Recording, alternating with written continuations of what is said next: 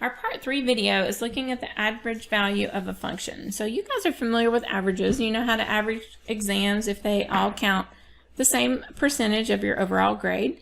It's kind of like when you add everything up and then you divide by how many there are. So it's a similar idea with looking at the average of the y values. So that's what this means. Average value of a function is averaging all the y values that are on this interval that's given to us here. So the formula for that, it actually uses the infinite sum, which is what we look at when we have an integral. And you're going to do 1 over b minus a. We do the bigger one minus the smaller to keep everything positive. And then we're going to go from a to b, and we're going to integrate the function f. So it's kind of like we're summing them all up with this integral. That's what the integral symbol really is a sum. It's an infinite sum though. And then we're kind of like dividing by how many there are. Hopefully you can get that little bit of a connection. It's not exactly the same, but at least it sounds familiar. All right, so find the average value of f of x on the given interval. So we're looking at what is the average of all these y values when I plug in x equals 1 all the way to x equals 3. But there's an infinite number of x's in between these two values right here. So you can't just use the integer version all the time. So not just x equals 1, 2, and 3. Now for this one, since it's linear, we are going to see that that actually does come up to the same, but when we get to a nonlinear function, that will not be true. So the average value, I'll just use AVG, on 1 to 3. So I'm going to use my formula 1 over, this is my a, this is my b, so 3 minus 1. And we're going to do the definite integral from a to b. And we're going to put in f of x and then dx. So the only new step is that number in the front, summing up all the y values, the infinite sum, dividing kind of by how many there are. We'd have 3 take away 1, which is 2. We'd integrate, adding 1 to the exponent, dividing by the new, and then evaluate. So one of the 2's would cancel and we just get 1/2 x squared from 1 to 3. So plugging the upper bound in, so we still work this the same way with the fundamental theorem of calculus. Plugging in the 3, 1/2 times 3 squared. Plugging in the 1, 1/2 times 1 squared. So we've got 3 squared is 9 over 2. 1 squared is 1 over 2. So then you can just subtract the 9 take away 1, they have a common denominator, and simplify.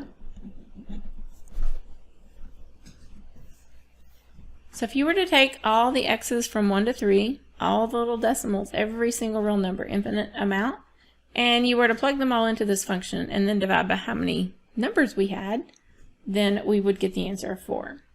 Now you might be noting that if I plug in 1, I get 2. If I plug in 2, I get 4. If I plug in 3, I get 6. And if I add all those up and divide by 3, I'm going to get the same result.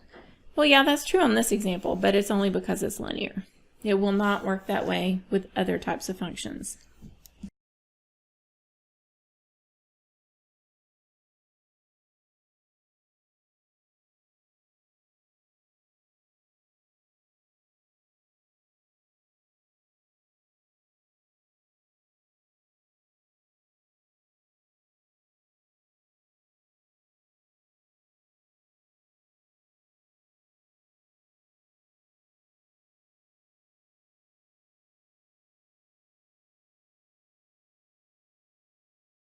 On number 9, we've got the average value of a different type of function. So this one's not linear, but we do have an a to b here of 0 to 6. So when I go to find the average value, and you really don't even have to write anything before this, just kind of putting it in there to make sure we know what we're doing. So it is equal to the definite integral. Almost forgot. The first part of the formula is 1 over b minus a, so 6 take away 0. And we're going from x equals 0 to x equals 6. And we're going to plug in that function, and we put f of x in. Remember, we need the bottom to be up in the numerator, so that all of our x's are up top. So we got 1 and then x minus 7 to the negative 2, bringing it up from the bottom, dx. Now this is one where you do notice an inner function raised to a power, and so you might want to use u substitution. I'm not going to do that on this one though, because I've thought through the process that u is x minus 7, so its derivative is 1. So I'm good to go with the rule.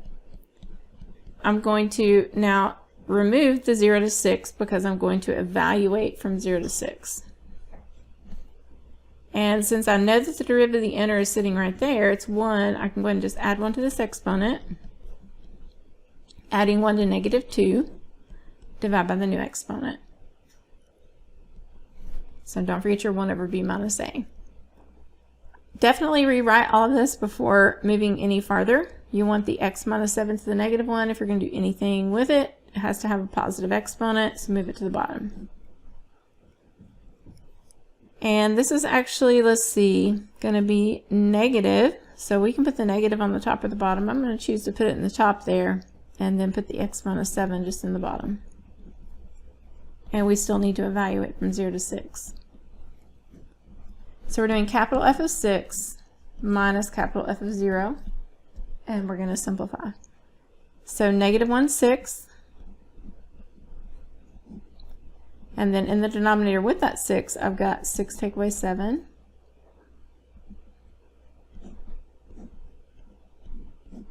Plugging in 0, remember 0 sometimes matters. We've got a 6, and then 0 take away 7, which is going to be times negative 7. Simplifying both of these, I've got 6 take away 7, which is negative 1, and negative 1/6, and negative 1 is going to give me positive 1/6. Now for this one, I've got minus a negative, which I could think of as plus, but then down here my product is negative. So I'm going to have a subtraction, and when I do 6 times negative 7, I'm going to get negative 42. So getting a common denominator, or putting those both in parentheses and subtracting in the calculator and doing the second fraction to decimal, you can do that, but then we can also just multiply by 7 to get a common denominator. So if we get a common denominator, that's 7 take away 1 over 42, which is the same as 6 over 42. And of course, we know 6 times 7 is 42, so that's just equal to 1/7. So this would be the average of all the infinite y values on the closed interval from 0 to 6. It would be equal to 1/7. The last example in part 3 is looking at an application. Find the change in cost for the given marginal. So marginal just means the derivative of the function. Assume that the number of units x increases by 5 from the specified value of x. So if we start at 12, and we want to go up 5, that would take me to 13, and then to 14, and then to 15, and then to 16, and finally it would end up at 17. So that's by taking it up 5 units. So we're going to increase by 5 from the specified x value, which means we're starting at x equals 12, and we're ending at x equals 17. So that's like my A, and 17 is going to be my B. So this is our A, and that's our B. All right, so remember, if we want to find the change in cost for the given marginal, we can go ahead and integrate this derivative to get the cost function back, because this is equal to c prime of x. So if we integrate this function, which is 28,000 over x squared with respect to x, and if we do that going from 12 to 17,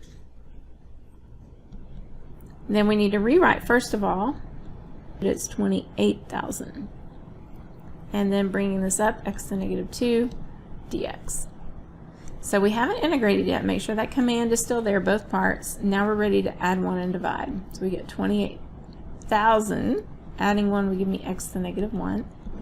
Dividing by the new exponent, and then going from 12 to 17. So integrate command went away, evaluate command came up next. So we're going to do anything with the derivative, rewrite positive exponents, and that's going to give me negative 1 over 28,000 times x. And when I do that from 12 to 17, I'm going to have negative 1 over 28,000 times 17 minus, and then for my second one I'm going to have negative 1 over 28,000 times 12. So you want to be very careful about plugging this in and getting a decimal, and plugging this in and getting a decimal, and rounding. So we want to keep everything exact until the very end. So you probably want to use parentheses. Actually, the keystrokes would look like this.